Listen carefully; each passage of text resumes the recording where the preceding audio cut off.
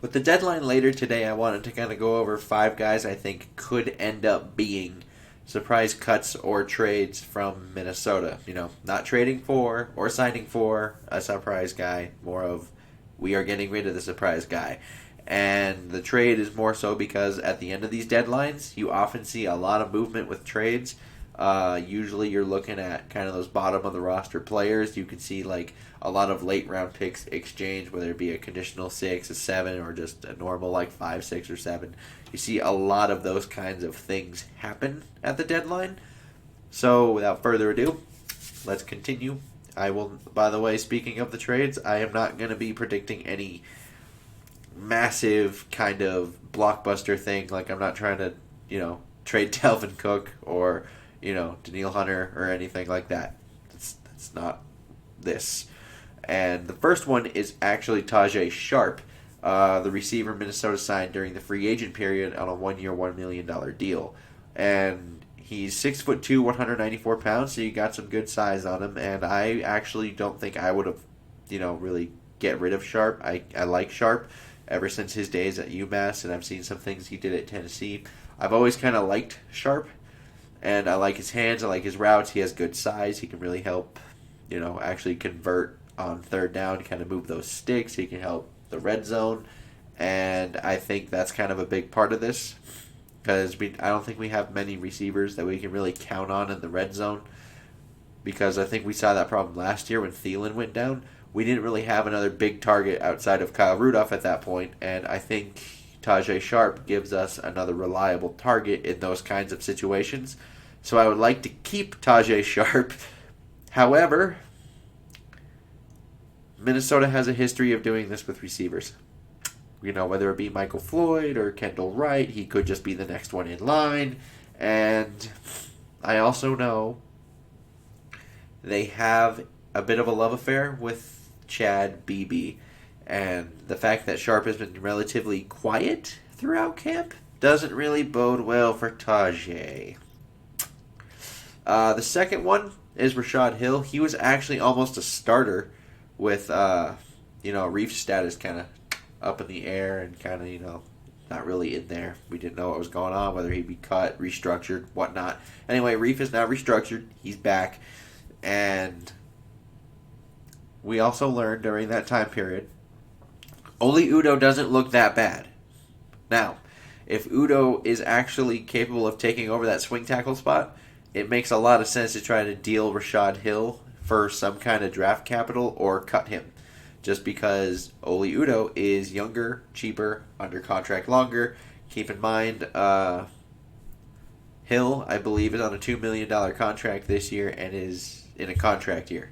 So you can save a little bit of money. You go to the younger guy. It's a longer deal for you. Kind of groom the young guys. And this is less about Hill, more about Oli Udoh. Because I think Udoh may make Rashad Hill quite expendable. Third one, we're actually staying on the offensive line. Aviant Collins. He's another player that came pretty close to starting. He was fighting for a job with Dakota Dozier. And I think losing that job, you could potentially see Minnesota kind of go, yeah, that's the last straw with you, bud. Because he has had an injury history, and he has a lot of talent, but that's a lot of unrealized talent, a lot of untapped talent that they haven't been able to get into because he's been hurt quite often. And the fact that he lost the job may just be the breaking point. It could actually be the breaking point here. And it sucks because he has a lot of natural talent on him, but he just can't stay healthy, so I think there's a chance he's gone. And then we have James Lynch, the rookie 4th-round draft pick, the interior defensive lineman. Looked to be a 3-tech when we first got him. So he's had a super quiet camp. Not really the best thing that you could have considering what our interior defensive line looks like. We don't really have that many well-established players in there right now, especially after Pierce opted out. So the fact that he's not really standing out is a little bit of a concern, and the fact that, we did have that Ngakoue trade, and I know some people are going to be like, well, he's an edge. What does that have to do with this? And that has to do with this because now Ifeadi can go back into those three-tech pass rushing reps that he was kind of doing last year when we had Everson. So that means even though Jaleel Johnson, Armon Watts, and Hercules Mataafa are all currently ahead of him, you could potentially add Ifeadi Odenigbo to that list. And that's not really where you would like to be. So I think there's a chance James Lynch could get cut. I don't really think they'll trade him, but I do think they could cut him and try to stash him on the practice squad.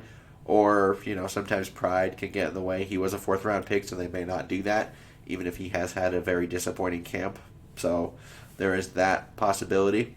And I get down to my last one here, and it's the highest profile guy on here, I think. That is Pat Elflein. And I know what you're thinking. Pat Elflein is kind of, he's been the starting guard, the right guard, throughout all of camp. Why would you get rid of him? Yes, he has been the starting right guard throughout all of camp. However, I think we would all agree he should not be. And because his pass protection has been a complete liability, I'm not really sure moving him back over to the right guard spot where he played in college. It could be too little, too late to salvage him. And I'm a little concerned about that. And I think I also like Drew Samia a lot more. I know they like Drew Samia. Every time they talk about Drew Samia, they gush over him, say how much they love the kid. So I think they wouldn't have an issue with this. And overall, if you just look at the athleticism along this line, the outlier is Pat Elflein. So, not the greatest fit schematically or athletically. And you have a potential replacement already on the roster. And the other thing I would like to say, before you call me crazy for this one, even though I kind of feel like a lot of people may agree with me on this one, like, yeah, we could see him go. Alex Boone. Anyone remember Alex Boone? Signed that 4-year contract. Spent one season. Didn't survive final cuts after 2016 into 2017. Wasn't on that and was part of the reason why that offensive line never worked together at all before we went into that 13-3 season with Case Keenum, or I guess Sam Bradford, and then it turned into Case. Anyway, yeah. That's who I think could potentially get cut. At least, maybe, kind of in the surprise realm. I'd like to know your guys' comments down below. Like and subscribing. Super helpful. And until next time, I bid y'all adieu.